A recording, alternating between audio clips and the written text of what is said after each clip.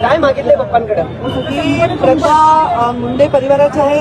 गोपीनाथ मुंडे साहेब जेव्हा होते ते दरवर्षी गणपतीमध्ये पुण्यामध्ये यायचे. पुण्यामधनं या सुंदर अशा महोत्सवाची सुरुवात झालेली आहे. पुणे आपलं सांस्कृतिक माहेरघर आहे आणि कसबा पेठच्या गणपतीचं दर्शन करूनच सगळ्या आरत्यांना मी सुरुवात करते. हा मानाचा आपला पहिला गणपती आहे पुण्याचा आणि नेहमीप्रमाणे प्रथेप्रमाणे मिळालेली आहे. सर्व भाविकांना गणेश चतुर्थीच्या आणि पूर्ण गणेश उत्सवाच्या मनापासून शुभेच्छा. काय मागितलं पप्पांकडे? पप्पांकडे काही नाही मागितलं. सर्वांना चांगली बुद्धी दे, चांगलं आरोग्य दे आणि राज्याचं चांगलं काम. काही आरक्षणाचा विषय अखेर मार्गी लागला.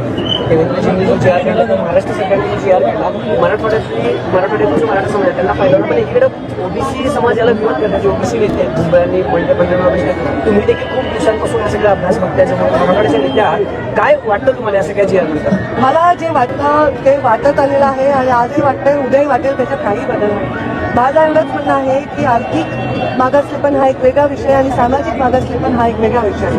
मराठा बांधवांच्या लढ्याला यश मिळालं. देवेंद्र फडणवीस मुख्यमंत्री आहेत, त्यांनी एक असा जी आर दिलाय जेणेकरून आंदोलनकर्त्यांचं समाधान झालेलं आहे.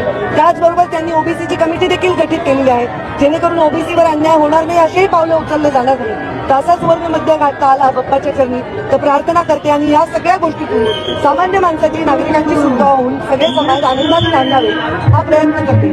पण ही सामाजिक मागासले असणाऱ्या ओबीसीवर अन्याय होऊ नये अशाच प्रकारची भूमिका सरकार घेईल, संविधान घेईल असं मला